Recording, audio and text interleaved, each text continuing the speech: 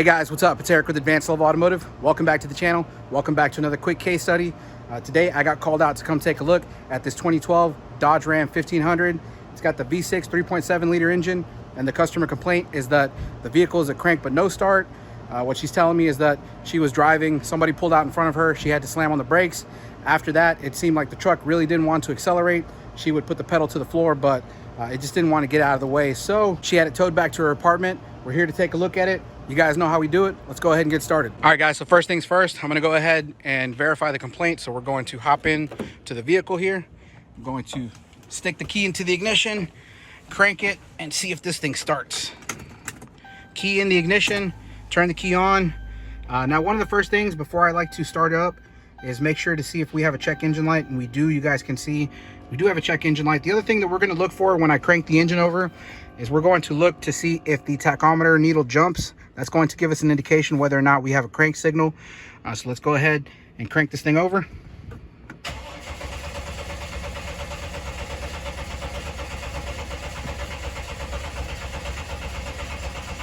All right, so as you guys can see, we have a nice, healthy, strong crank.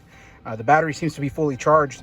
And again, if you guys took a look at the tachometer, you could see that we actually did have some movement, showing us that we do have a crank sensor signal. And like I said, we do have the check engine light. That lets us know that the engine computer is alive and awake. The other thing that I noticed is that while it was cranking, if you listen to the way the engine cranks, the rhythm, the cadence of it, it sounded pretty healthy. It didn't sound like we have any kind of timing issue or compression issue. It had a very even rhythm to the way this thing cranks, so I don't believe that we have any mechanical issues. So the next thing we could try to do is maybe hook up a scan tool, see if we have any codes, and maybe we can get some direction that way. All right, guys, so I've got the scan tool connected. We are using the THINKTOOL today. I'm going to go ahead and click on PCM Powertrain Control Module. We are going to read fault codes. We're going to see if we can get any direction as to where to go next. So here we have 3 fault codes stored. The first one, we have a P0218, transmission high temperature operation activated. I believe that means that maybe at some point in time the transmission temperature may have gotten too high. So I don't know if that has anything to do with our no start condition. It's very highly unlikely. I don't think that that code is related. But let's move on to the next one. We have a U1418, implausible right wheel distance signal received. So this, I believe, has to do with maybe a wheel speed sensor.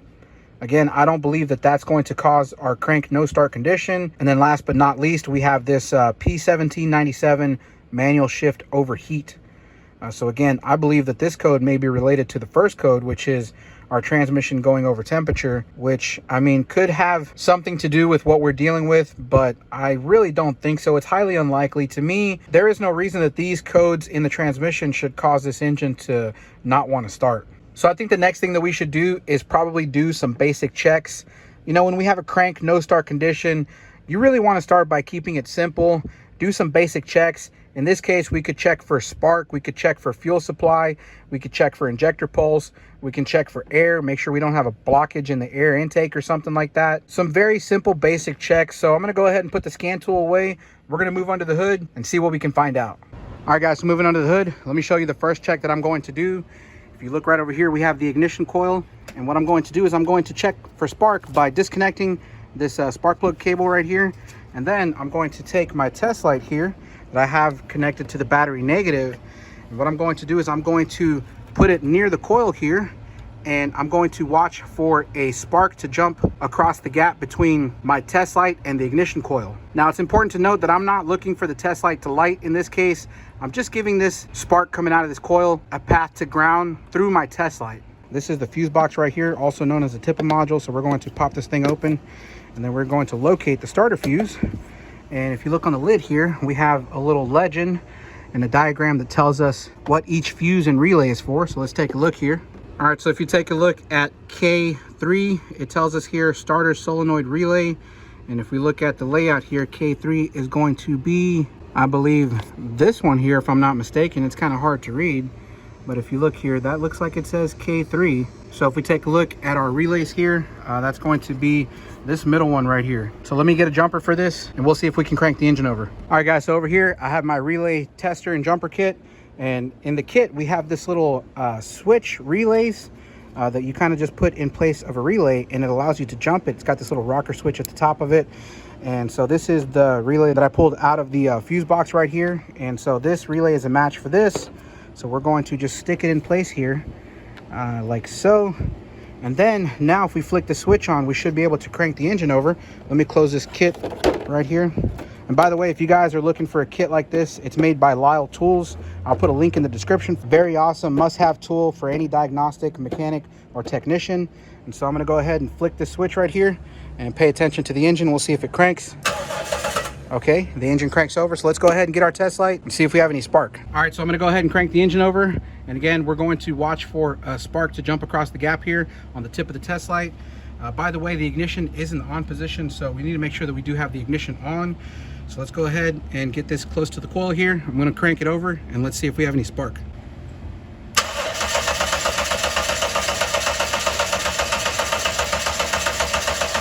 All right, guys, so let me apologize. Unfortunately, I don't think that that's gonna show up on the camera. Now, I can tell you right now, we definitely have spark because I can hear it. I can barely see it.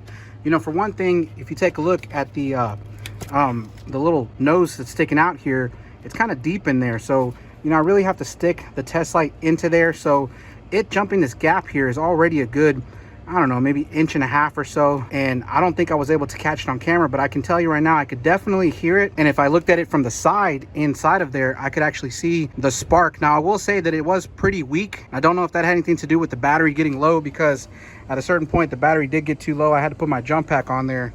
But to be honest, my jump pack is not fully charged at the moment. So I feel pretty confident that this thing does have spark. Now, the other thing I will say is that this system seems to be some type of waste spark ignition system, because it is actually only 3 coils for all 6 cylinders. So if you take a look, this coil is a direct ignition coil that goes down into the spark plug there. And then there's a wire that comes off of here going to the other side of the engine. So it seems to me like this coil supplies a spark for 2 spark plugs. So I mean, that may or may not have anything to do with the fact that, you know, I don't see a very strong spark coming out of this side of the ignition coil. But like I said, I'm pretty confident that we do have a spark. Now, the next thing I wanted to check was for fuel pressure. Unfortunately, the problem that I have right now is that I didn't bring my quick disconnect tool to disconnect the fuel line right here, because I actually brought my fuel gauge to check the fuel pressure, but I didn't bring the little quick connect tool with me. So I'm gonna have to resort to doing some very rudimentary checks to see whether or not the fuel pump is coming on. For one, we could do a test where we just listen for the fuel pump to see if it comes on. Again, we have the scan tool here. So the nice thing about the scan tool is we should be able to actuate the fuel pump to come on. Let me go back into this. It's right there, fuel pump relay control state. We'll click on that. Now, if you take a look at the menu down here in the active test, you can see that we have a couple different ways we can turn the fuel pump on. For one, we can just hit the on button, and that will turn on the fuel pump continuously by turning the relay on. Then we can flick off to turn it off. And if you look here, we have this toggle button. What that's going to do is when we hit the toggle button, the scan tool is going to toggle the fuel pump on and off and on and off until we shut it off. So what I'm going to do is I'm going to go ahead and hit the toggle button and let this thing toggle the fuel pump on. I actually heard something click in the relay box over here. You guys can see it set to toggle. So if you pay attention, you can actually hear the relay clicking. There you go. Listen. You guys hear that? On, off, on, off. So the relay is flicking on and off. Now, one of the first things we could probably try to do is maybe feel the fuel line. You know, sometimes when the pump comes on, you can feel vibrations in the line, which I don't feel any vibrations here. Man, I really wish I could disconnect this fuel line. I just didn't bring any disconnect tools with me. Yeah, like I said, I don't feel any vibrations coming through this fuel line here. I can definitely hear the relay clicking on and off. I'm just gonna feel around to see which relay is the fuel pump relay, because while it's clicking on and off, I should be able to feel which relay is clicking on and off.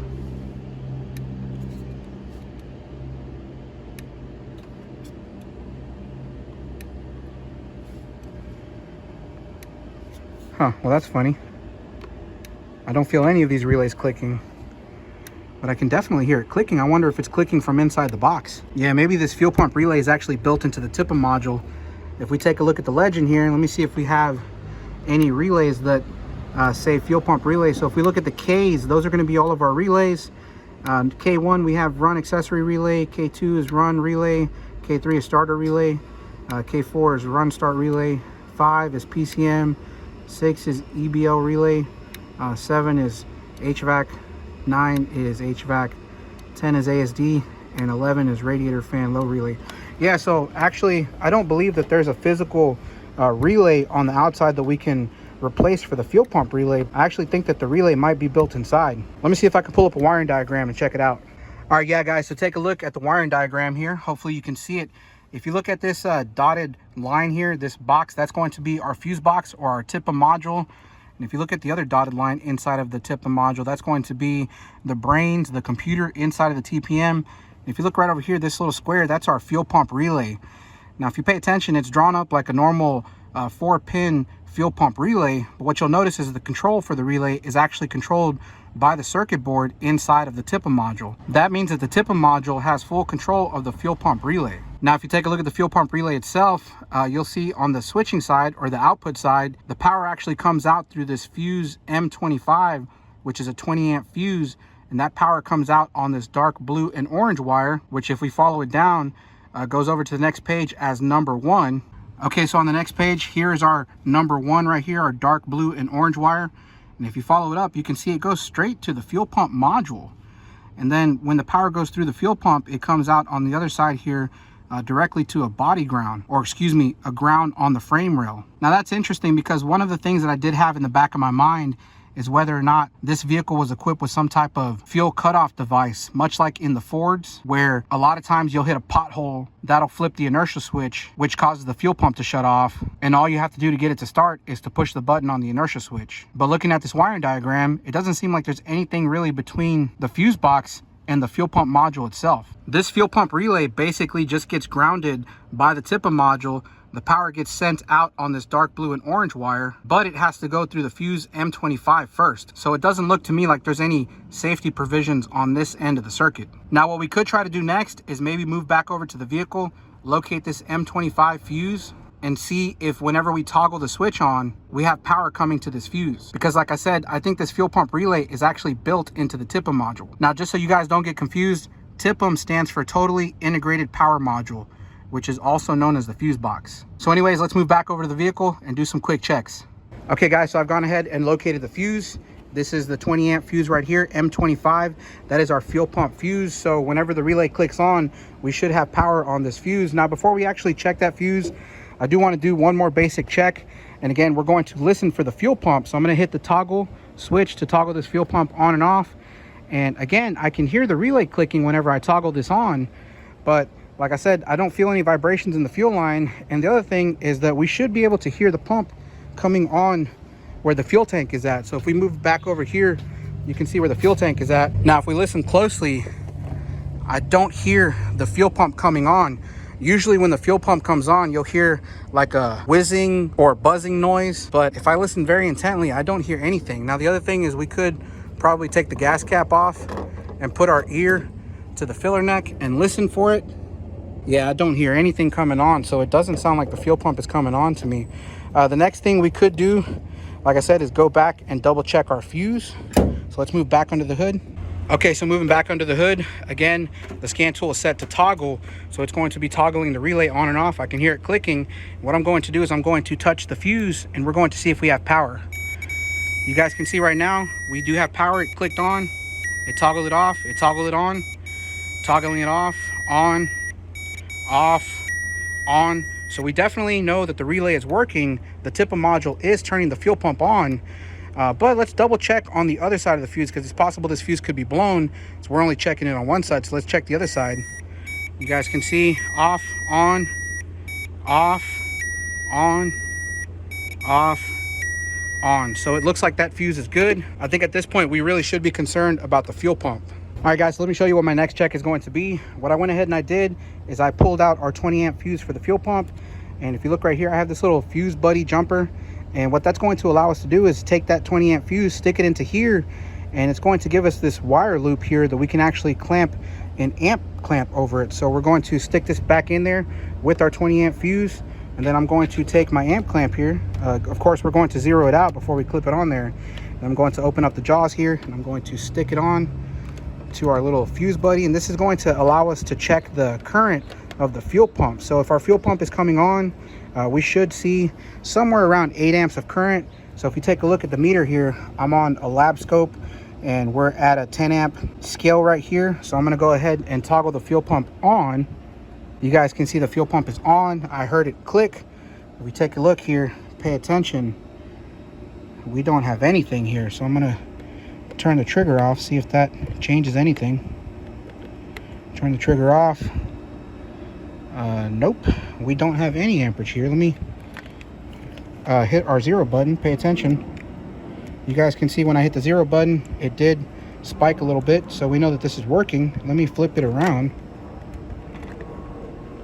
So there's our AM clamp, but as you guys can see, we don't have any amperage going on here, so it doesn't look like the fuel pump is turning on at all. That really aligns with my suspicion here that we may have a problem with the fuel pump or a fuel pump connection. So I think the next thing we need to do is maybe get up under the vehicle, check the fuel pump ground, and then check the fuel pump power. All right, guys, so the first thing I want to show you is if we move up underneath the vehicle here, I've actually located the fuel pump ground. If you take a look on the frame here, you can see that our ground is located right there. I'm going to zoom in a little bit. There we have it. That is our fuel pump ground to the frame. And if you take a look at it, I mean, I don't see any corrosion or anything. And when I move it, it's not loose. If I take a look at the wiring, none of it is cut. We don't have any damage to the wiring here. I've already done a full visual inspection across the wiring harness, and I haven't seen anything obvious here. So this ground looks pretty good. That means that the next thing we need to do is we need to go to the connector at the top of the fuel tank and check it directly at the fuel pump.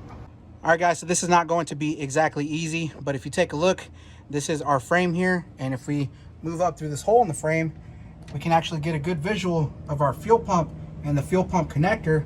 So if you take a look at the connector right there, you can see that it is fully connected. Now I did stick my hand up in there, grab it, tug on it, and it is well connected.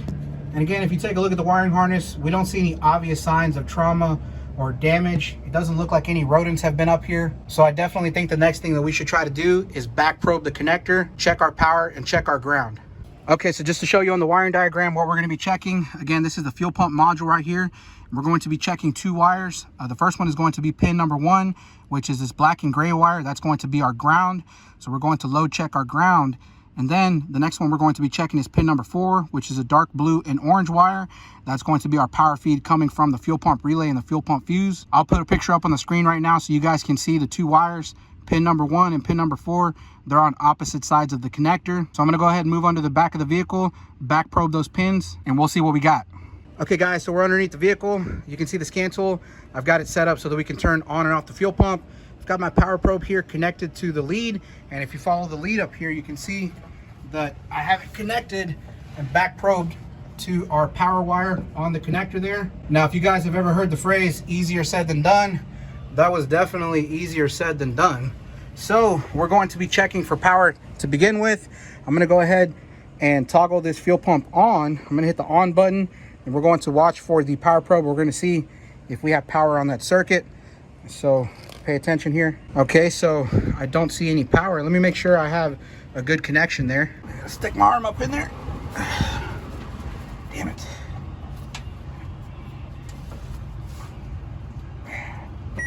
Oh, yeah, I didn't have it all the way in. There we go. All right, guys, as you can see, I didn't have the back probe all the way into the connector. But once I got it in there, you can see that we have full battery voltage.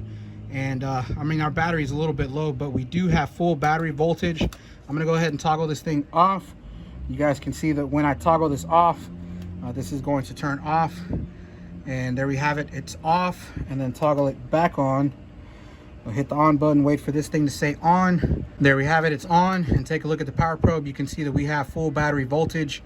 So we know that everything from the fuse box, the tipper module, all the way up in front of the vehicle, the wiring all the way back to the fuel pump, directly at the fuel pump, is good. So now we need to check our ground. All right, guys, so this was even more difficult to get to, but I was able to do it. I am back probed on the ground wire. Once again, let me take you guys up here. Take a look at the connector. You can see that I am back probed on our black wire, which is our ground. And if you follow this down, once again, I have it connected to my power probe, and you can see right now we do show a good ground. Now I know some of you guys are not going to think this is enough because we're not load testing the ground. So what I'm going to be doing is hooking up my little test light bulb. This is basically a 9006 or 9007 headlight bulb, and I've got some wires coming off of it. So this is how we're going to load test the ground. Let me set this up. All right guys, so we have our headlight bulb connected, basically just like a test light. And if you take a look at it, we have just 2 wires coming off of it. So we're going to feed a power through this test light, and as long as we have a good ground, we should be able to light this test light nice and bright. So if you take a look, one of these wires is going down to my power probe, where I'm going to flick this rocker switch to power, and that's going to send power through this wire through the light bulb, and it's going to come out on the other side, and it's going to go through this green wire, which is connected to our ground at the fuel pump. So if we have a good ground, we know we have a good power because this is connected directly to the battery. But as long as we have a good ground, this light bulb should light up nice and bright. Now the other thing I do want to mention is that I did go ahead and pull the fuse out of the fuse box for the fuel pump, because we don't want to backfeed power into the fuel pump power feed because we still have the connector connected. So I'm going to go ahead and flick the rocker switch on. Pay attention to this light bulb. We'll see what happens. All right, as you guys can see, our light bulb is lit nice and brightly. I'm going to let it off, back on, off, on, off, on. So that is proof that we have a good ground. At this point, we're pretty much confident that this thing is going to need a new fuel pump. Tomorrow. All right guys, so it is the following day. I'm back. I'm installing the new fuel pump. I already got the gas tank out. Let me show you what it looks like. All right, so over here on the ground, we have the fuel tank out of the vehicle. Wasn't too difficult to remove. Just had 2 straps holding it on. All we had to do was disconnect a few lines at the top and disconnect the electrical connector at the top of the pump. One thing you don't want to forget is that over here, there is an evap valve, the ESIM, and there's a connector on that. You want to make sure you disconnect that before you try to drop the gas tank, because you could potentially damage that if you forget to disconnect it. Anyway, I went ahead and I cleaned up the top of the tank here before I actually removed the pump. Now, one of the things I did notice is that when I pulled the pump out, it was actually just hanging in there. These rods that hold the module assembly to the top of the pump here had actually fallen out. And so I had to fish these out of the bottom of the gas tank using a magnet. So you can see the spring and the rods. Well, actually, I wonder if there's still another spring in there. Did I miss one? Because maybe there's a spring on each side. Let me stick the magnet back in there and try to fish it out. All right, so I just have this magnet extended into the fuel tank, and I'm just kind of running it along the bottom of the fuel tank, seeing if I can catch anything.